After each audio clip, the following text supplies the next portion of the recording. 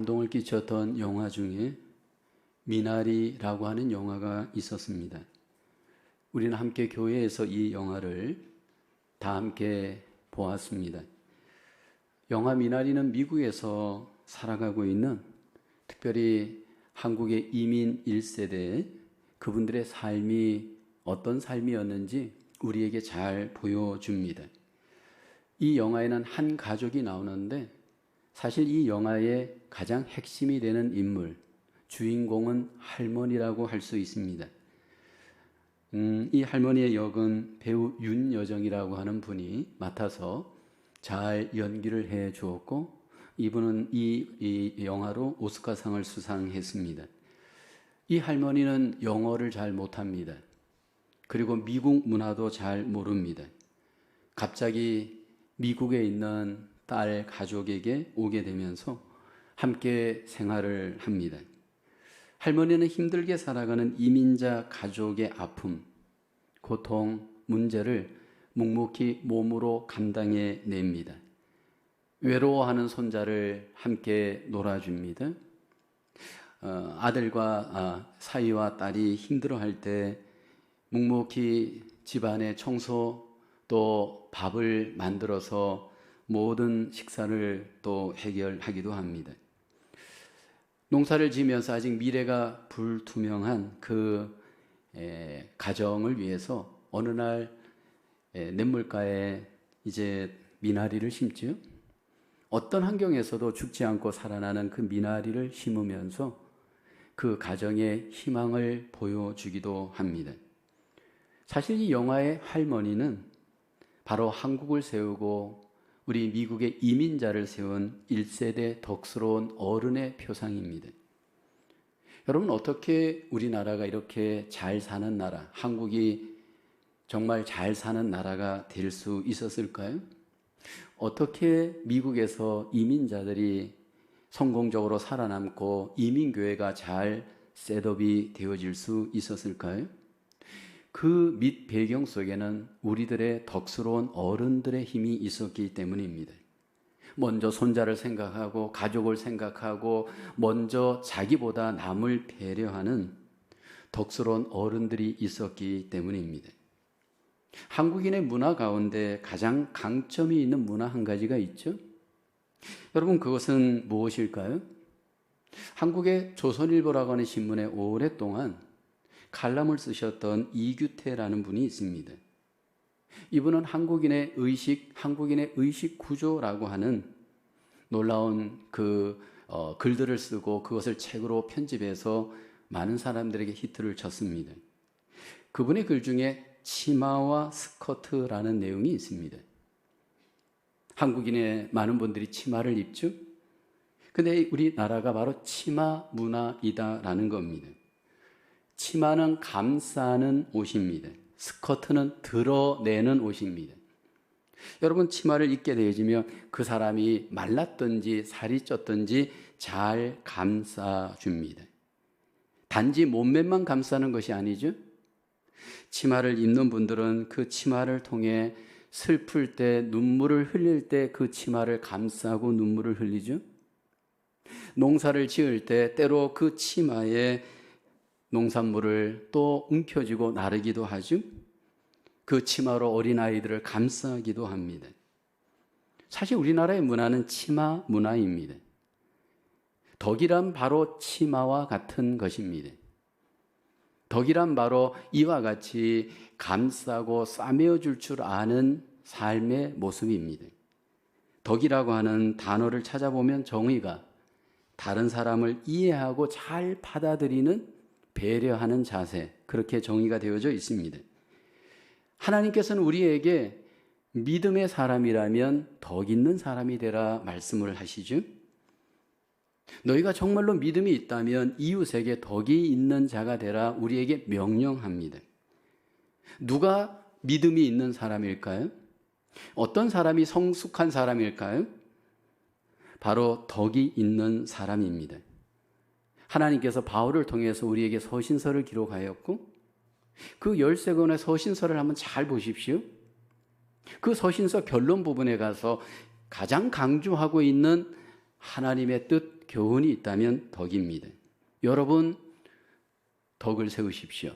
오늘 본문에서도 말씀을 하고 있습니다. 본문 19절에 서로 덕을 세우는 일을 힘써라. 교회를 향해서 덕을 강조하고 있습니다. 그리고 이 덕을 세우라 강조하죠. 이 세움이라고 하는 단어의 원뜻은 집을 세우다 의미와 같습니다. 여러분, 집이 어떻게 세워지나요? 벽돌이 한 장 한 장 쌓여질 때 집이 세워집니다. 믿음의 집을 어떻게 세울까요? 덕을 한 장 한 장 벽돌 쌓듯이 쌓아가는 것이 바로 덕을 세우는 일입니다. 하나님께서는 우리 그리스도인들을 향해서 단지 믿어라, 믿음만 얘기하지 않습니다. 믿음 위에 덕을 세울 것을 말씀을 할 때 덕이 세워지는 곳에 건물이 세워지는 것처럼 우리의 믿음의 집이 세워집니다. 어떻게 우리는 하나님 안에서 덕을 세워야 할까요? 첫째는 서로 덕을 세우기 위해서 말과 행동을 주의해야 합니다. 본문 13절 함께 봉독하겠습니다. 시작. 그런즉 우리가 다시는 서로 비판하지 말고 도리어 부딪힐 것이나 거칠 것을 형제 앞에 두지 아니하도록 주의하라. 덕을 세우기 위해서 가장 우리에게 주의해야 할 것은 말입니다. 특별히 말에 있어서 비판하지 말 것을 우리에게 조심시킵니다. 오늘 우리의 삶의 관계의 위기는 결국 비판으로부터 옵니다. 비판하는 말, 관계를 깨뜨립니다. 왜 우리가 비판할까요? 비판하는 분들을 보게 되어지면 비판을 잘 할 수 있는 나름대로의 똑똑함이 있고 의로움이 있기 때문입니다. 내가 안다고 생각하기 때문에 아는 것을 기준으로 비판하죠. 내가 서 있다고 생각하는 나의 의가 있기 때문에 우리는 비판을 합니다. 내가 더 알 수 있고 내가 더 나름대로 소유할 수 있습니다. 근데 여러분, 우리가 잘 살펴보면 거기서 거기입니다. 지금 오늘 본문에 소개되는 로마 교회는 지금 덕이 무너진 관계의 교회였습니다. 왜 이 덕이 무너졌느냐 하면 비판하였기 때문입니다. 무엇을 갖고 이들은 서로 비판하였느냐 하면 나를 지키는 문제, 음식을 먹는 문제로 서로 비판하였습니다. 본질적인 문제로 교회가 비판한 것이 아니고 비본질적인 문제, 이 문제를 갖고 너가 옳으니 내가 옳으니 서로 비판하였습니다. 여러분, 우리가 하나님 안에서 본질적인 문제를 갖고 싸우는 일은 그래도 양호합니다. 비본질적인 문제를 갖고 비판하고 싸우는 일을 주님께서는 우리에게 조심할 것을 말씀을 합니다. 한국에 있을 때 어떤 집사님이 저에게 오셔서 아주 얼굴이 붉은 채로 저에게 큰 소리로 말했습니다. 목사님, 아무개 집사님 옷차림 정말 저건 심각한 문제입니다. 어떻게 교회 올 때 저렇게 짧은 원피스를 입고 교회에 올 수 있습니까? 목사님께서 저분을 불러다가 좀 단단하게 좀 말씀을 좀 해 주십시오. 저는 너무 그 옷차림을 볼 때 너무너무 저는 화가 납니다. 근데 또 다른 집사님이 그 말하는 집사님을 어느 날 향하여서 저에게 와서 말했습니다.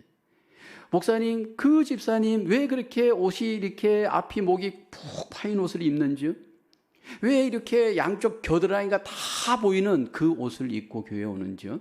목사님, 제발 좀 그분에게 좀 말씀해 주세요.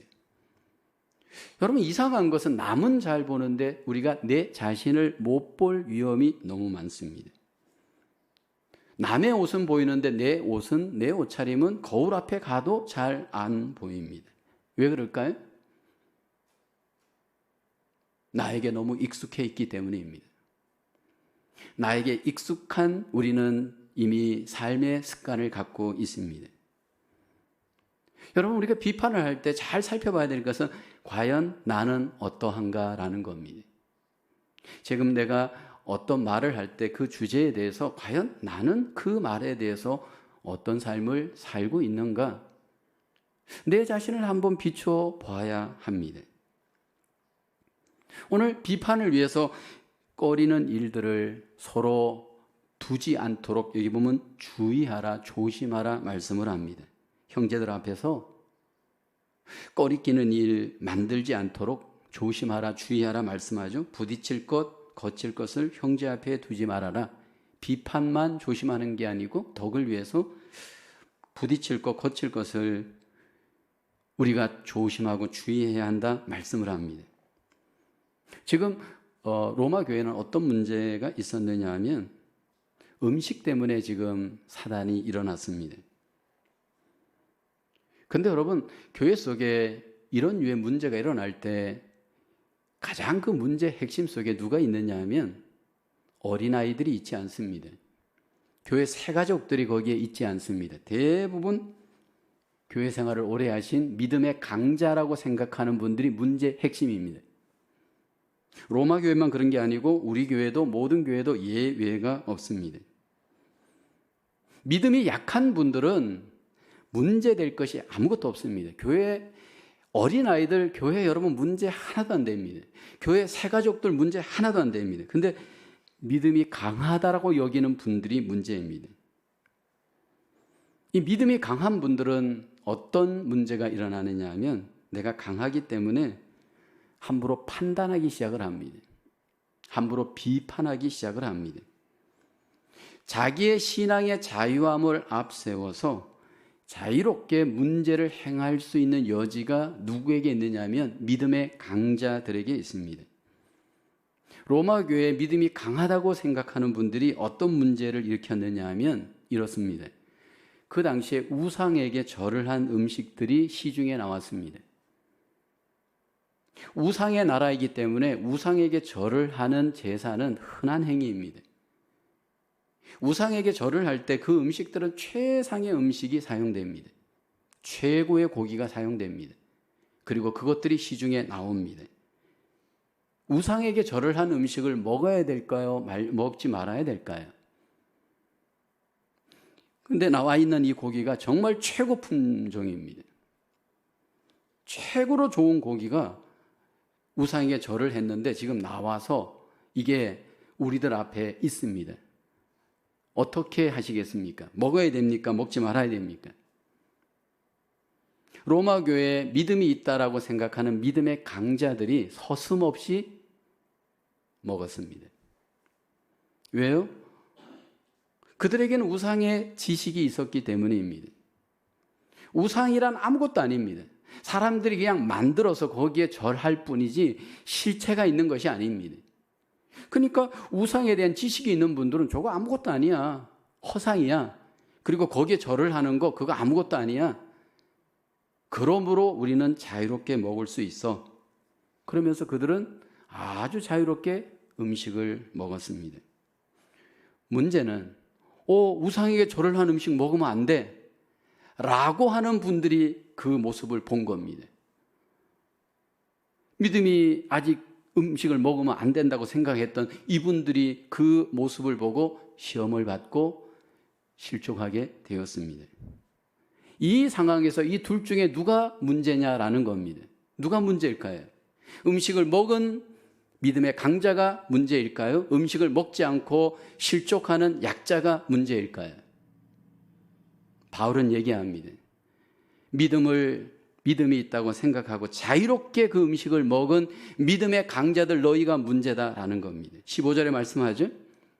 만일 식물을 인하여 내 형제가 근심하게 되면 이는 내가 사랑으로 행하지 아니함이라. 그리스도께서 대신하여 죽으신 형제를 내 음식으로 망하게 하지 말라. 음식의 문제만이 문제가 아니었습니다. 나를 지키는 문제도 문제였습니다.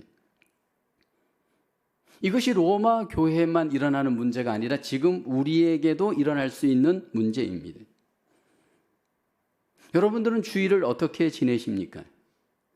어떤 분들은 주의 날이라 구별하고 그 날을 주님 중심으로 지키시는 분들이 있습니다.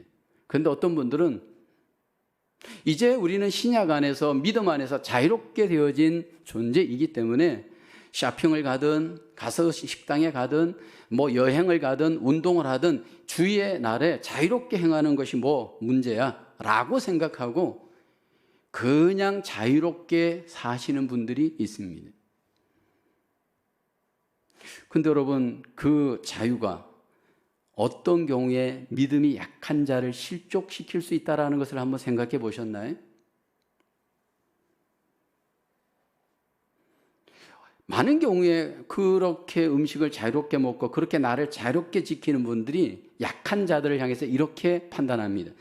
저 사람의 믿음은 너무 율법적이에요. 저 사람은 너무 바리새인 같아. 저 사람은 아직 약해. 그러면서 비판합니다. 주님께서는 그렇게 우리에게 대처하라 말하지 않습니다. 만약 약한 자가 있느냐? 그렇다면 너가 그 약한 자, 예수 그리스도께서 십자가에서 돌아간 그 한 사람의 영혼을 생각한다면 너의 자유를 잠깐 스탑하라는 겁니다. 하나님께서 우리에게 분명히 자유를 주셨습니다. 그렇지만 그 자유함을 갖고 너를 위해 함부로 사용해서는 안 된다 말씀을 합니다. 너가 지금 대면하고 있는 옆에 있는 그 형제가 어떤 존재인지를 잘 봐야 한다는 겁니다. 15절에 보면 내 옆에 있는 약한 자, 내 옆에 있는 그 형제는 예수 그리스도께서 대신하여 죽으신 형제입니다. 너 음식 때문에, 너 날 때문에 그 사람을 망하게 하지 말라라는 겁니다. 너의 신앙의 기준으로 그를 함부로 판단해서 그 사람을 넘어지게 하지 말라라는 겁니다. 본질적인 진리의 문제가 아닐 경우에는 비본질적인 문제, 적용의 문제에 갔을 때는 우리가 고려하고 배려해야 될 것이 약한 자입니다. 조심하고 또 조심해야 됩니다. 내 신앙의 기준에서 자유가 있다고 해서 그 자유로 나를 위해서 함부로 그 자유를 사용하지 말라라는 겁니다. 여러분, 이 세상은 우리 자신이 답인 세상입니다. 너가 생각한 대로 말하고 너가 생각한 대로 행동하라. 그렇게 우리에게 세상은 말하고 있습니다. 근데 하나님은 우리에게 그렇게 말하지 않습니다. 신앙이 성숙하다는 것은 내 자유함대로 가는 신앙이 아닙니다. 집에서 아기를 키우다 보면 집에서 가장 자유로운 자가 누구냐면 아기입니다. 마음대로 똥을 쌉니다. 마음대로 어지럽힙니다. 마음대로 말합니다. 그러나 그 아기는 어리기 때문에 문제가 되지 않습니다. 근데 만약 어른이 마음대로 말하고 마음대로 여러분 행동한다면 여러분 그 가정은 심각한 문제가 일어날 겁니다.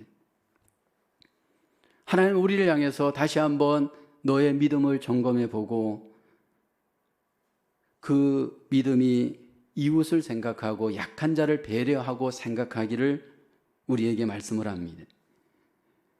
예수 그리스도 안에서 구속받은 하나님의 자녀는 나를 위해 살 존재가 아닙니다.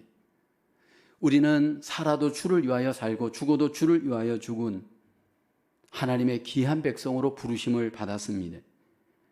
하나님을 위해 산다는 것은 하나님께서 대신하여 죽은 우리의 이웃들도 돌보면서 사는 덕이 있는 삶인 줄로 믿습니다. 덕 있는 믿음을 위해서 좀 더 조심하고 주의하면서 우리는 덕을 세워가야 할 줄로 믿습니다. 두 번째로 서로 덕을 세우기 위해서 하나님 나라의 본질적인 가치를 추구해야 합니다.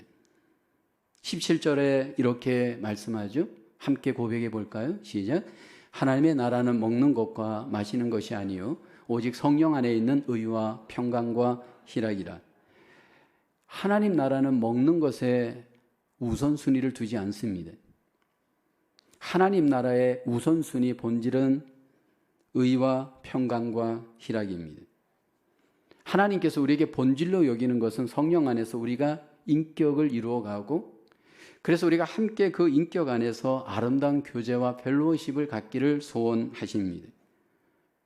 종종 여러분 교회 속에서 비본질적인 문제 때문에 덕이 사라질 때가 많습니다. 먹는 것 같고 여러분 우리가 다툴 때가 있잖아요. 주로 여러분 교회에서 문제가 일어나는 몇몇 곳이 있는데 그 대표적인 곳이 주방입니다. 주방에서 음식 만들다가 음식을 배급하다가 음식을 먹고 나서 알게 모르게 싸울 때가 많죠. 국을 빨간색으로 끓일 것인가 하얀색으로 끓일 것인가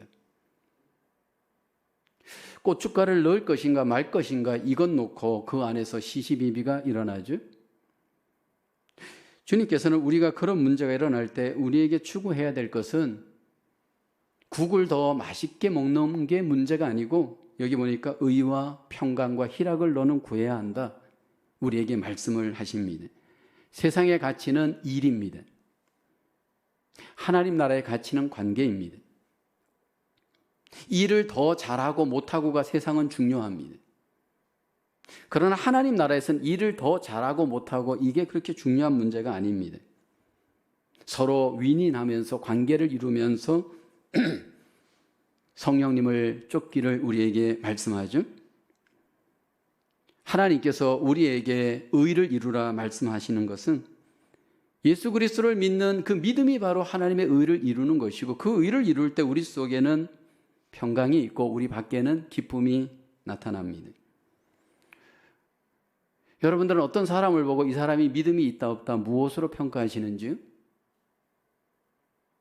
여러분, 믿음이 있다 없다 보이지 않는 그 믿음을 보이게 하는 것은 무엇일까요? 그 내적으로 숨어 있는 믿음이 외적으로 보이게끔 나타나는 것이 무엇일까요? 화평입니다. 그러니까 이 사람이 어느 정도 믿음이 그 안에 채워져 있느냐, 그 사람이 어느 정도로 하나님 앞에 믿음이 풍성하냐, 나타나는 결과가 무엇이냐, 바로 화평과 덕입니다. 오늘 본문 19절에 말씀하죠. 함께 고백해 볼까요? 시작. 그러므로 우리가 화평의 일과 서로 덕을 세우는 일을 힘쓰나니, 덕과 관련해서 화평을 강조하고 있습니다. 믿음이 있는데 화평하지 않다? 이것은 옳지 않습니다. 믿음이 있다면 화평이 반드시 나타납니다. 여러분, 사실 이 믿음이 있는 곳에 화평이 반드시 있고 화평이 있는 곳에 덕이 일어납니다. 미국의 유명했던 목사님 중에 드와이트 무디라는 목사님이 계십니다. 찬양대 불협화음같이 교회 사역에 있어서 분쟁처럼 장애는 없다, 그런 말을 했습니다. 성령께서 분쟁을 안고 있는 교회에 있어서 아무 일도 하실 수 없다. 여러분, 하모리가 안 되는 찬양대 찬양을 들어보신 적 있나요? 얼마나 불편합니까? 여러분, 교회가 마치 화음이 깨진 찬양대처럼 싸운다면, 분쟁한다면 여러분, 그것은 성령님이 일하지 않는 증거입니다. 그러면서 그분은 이런 얘기합니다. 만약 분쟁이 일어나는 교회에 내가 만약 사역한다면 나는 그 사역을 그만두겠다. 그리고 차라리 나는 거리에 가서 전도해서 교회를 세우는 편이 낫다. 그렇게 그분은 고백을 하였습니다. 사단은 끊임없이 우리 가정의 화평을 깨려고 합니다. 사단은 끊임없이 교회의 화평을 깨려고 합니다. 여러분, 화평은 어떻게 가능하냐 하면 우리가 서로 하나님 안에서 덕을 세울 때 화평은 가능합니다. 그래서 20절에 말씀합니다. 음식으로 말미암아 하나님의 사업을 무너지게 하지 말라. 어떤 경우이든지 화평을 깨는 것들을 멈추고 우리는 화평을 하나님 앞에 세워가야 할 줄로 믿습니다. 예를 들어서 우리가 우상에게 절을 한 음식을 내가 내 믿음으로 자유롭게 먹을 때 그로 인해서 만약 화평이 깨어졌다, 그러면 나는 어떻게 해야 될까요? 그 먹는 일을 중지하라는 겁니다. 화평을 위해서 양보할 수 있어야 한다라는 겁니다. 21절을 보면 고기도 먹지 아니하고 포도주도 마시지 아니하고 무엇이든지 내 형제로 거리끼게 하는 일을 아니함이 아름다우니라. 내 자유함을 좀 스탑하라는 겁니다. 화평을 위해서, 덕을 위해서 내려놓으라는 겁니다. 우리는 이렇게 생각하잖아요. 남이 뭐라고 하든 관계없어. 내가 좋으면 그만이야. 누가 뭐 나를 대신해서 살아줄 거야? 그러면서 내 안에 자유함을 갖고 함부로 여러분 자유함대로 행동할 수 있는 위험이 얼마나 많습니까? 여러분, 믿음을 그렇게 갖는다면 그것은 하나님이 기뻐하는 믿음이 아닙니다. 갈라디아서 5장 13절에 우리에게 분명히 말씀하죠. 형제들아, 너희가 자유가 있느냐? 자유를 위하여 부르심을 입었느냐? 그러나 그 자유로 육체의 기회를 삼지 말아라. 오직 사랑으로 서로 종노릇 하라. 여러분, 우리가 우리에게 가장 익숙해 있고 그 중심은 바로 나 자신입니다. 얼마나 우리는 나 중심인지 모릅니다. 그래서 우리의 단어 중에 나라고 하는 단어가 핵심어 아닌가요?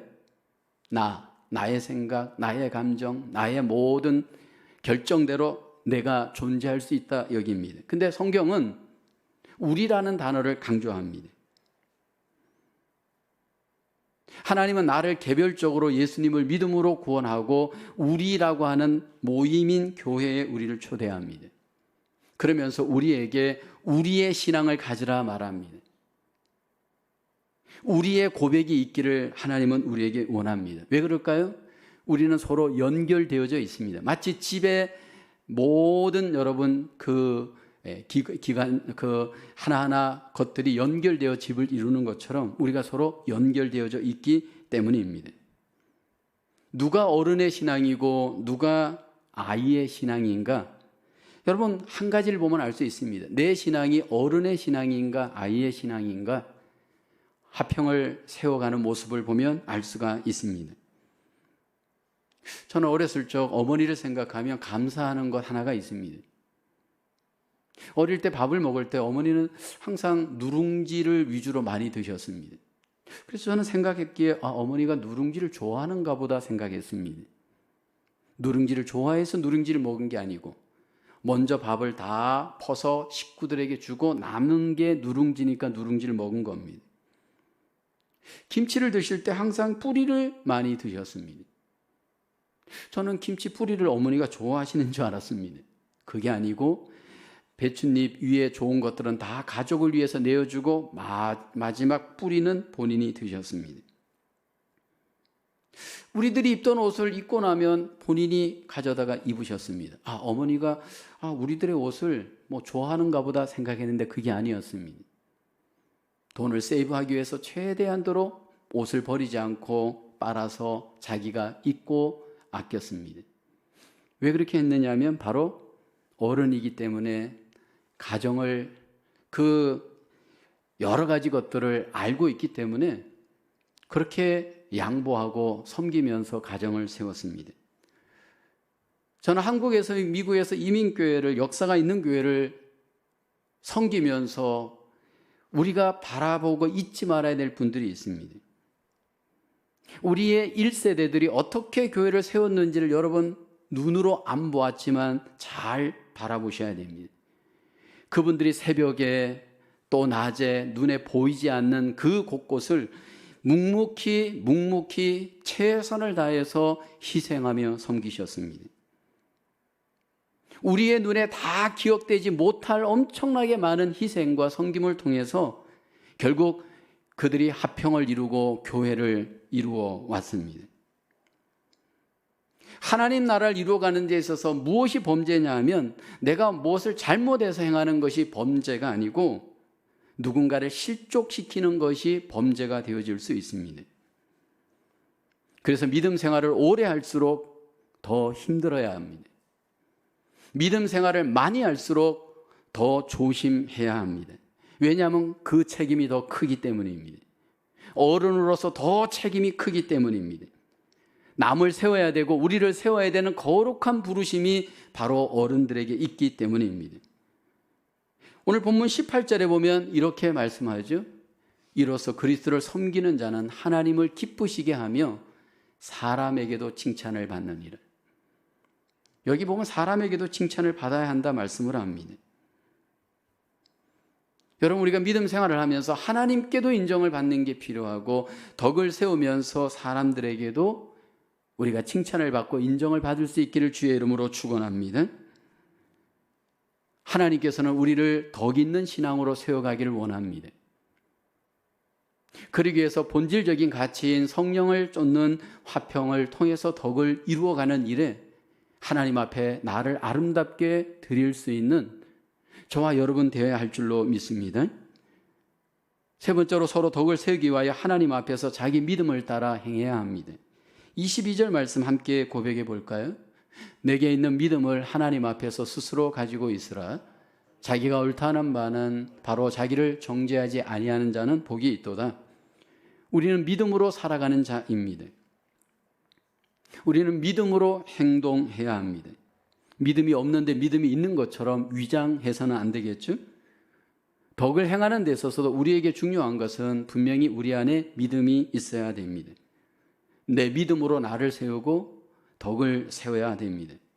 근데 오늘 본문 속에서 이 믿음을 이야기할 때 강한 자들이 소유하고 있는 믿음에 대한 이야기입니다. 모든 음식을 자유롭게 먹을 수 있는 믿음을 갖고 있는 자입니다. 그렇다면 모든 음식을 자유롭게 먹을 수 있다라고 내가 생각한다면 본인은 그렇게 모든 것을 자유롭게 먹을 수 있을 겁니다. 그런데 그 믿음으로 남에게 강요해서는 안 됩니다.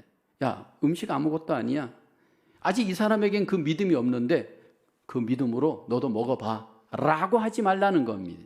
너의 믿음을 너가 갖고는 있지만 그 믿음으로 아직 그 믿음을 갖고 있지 않는 자에게 함부로 그 믿음을 강요하지 말라라는 겁니다.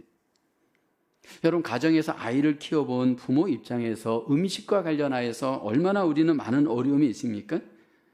보통 부모들은 모든 음식을 자유롭게 먹을 수 있습니다. 우리는 소화 능력이 있어서. 그런데 어린아이들은 모든 음식을 먹을 수 없습니다.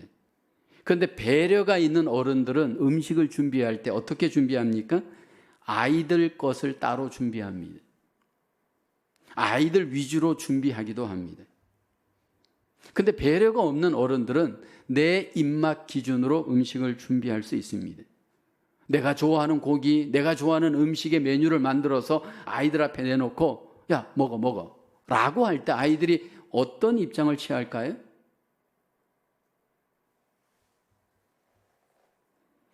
여러분, 부부관계에서도 마찬가지예요.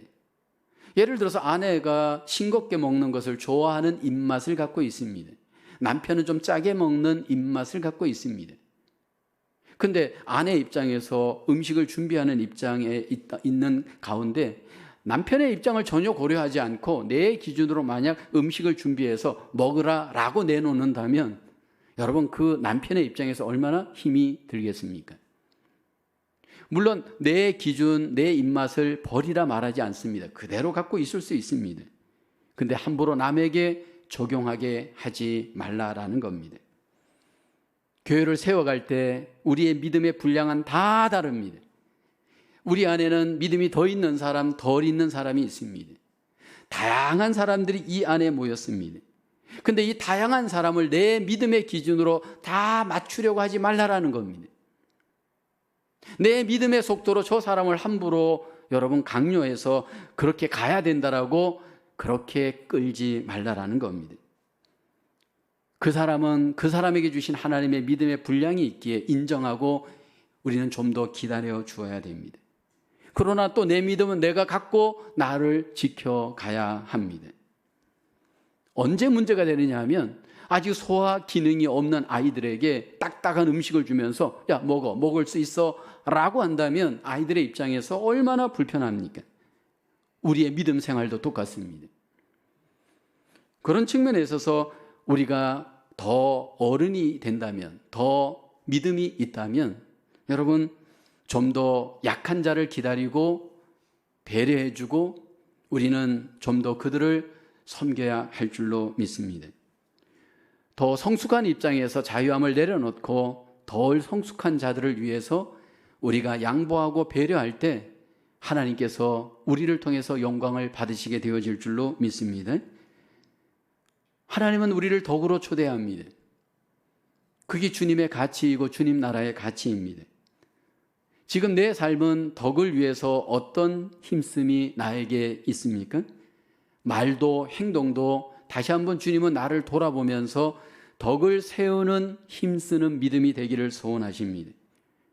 그리고 그것을 가치 있게 여긴다면 화평을 통해서 더욱 덕을 세워갈 수 있는 저와 여러분의 믿음과 관계가 되어지기를 주님의 이름으로 축원합니다. 우리 안에 하나님이 주신 믿음을 소중히 여기며 하나님이 주신 관계를 소중히 여기며 하나님이 기뻐하시는 덕의 관계로 우리의 관계가 아름답게 발전되어져 하나님께 영광을 돌릴 수 있기를 주님의 이름으로 기원합니다. 기도합니다. 하나님, 우리를 은혜 가운데 구원하시고 하나님의 귀한 교회 공동체로 모이게 하시고 이 땅에 하나님의 나라를 세워가게 하심을 감사합니다. 받은 은혜, 받은 사랑 기억하며 하나님이 기뻐하시는 좀 더 성숙한 덕 있는 그리스도인으로 덕스러운 관계로 하나님 앞에 드려질 수 있도록 우리를 인도하여 주시옵소서. 하나님의 교회 가운데 더욱더 풍성한 은혜와 관계의 회복이 아름답게 열매 맺을 수 있도록 하나님 축복하여 주시옵소서. 예수님의 이름으로 기도하옵나이다. 아멘. 찬양하며 봉헌하십니다.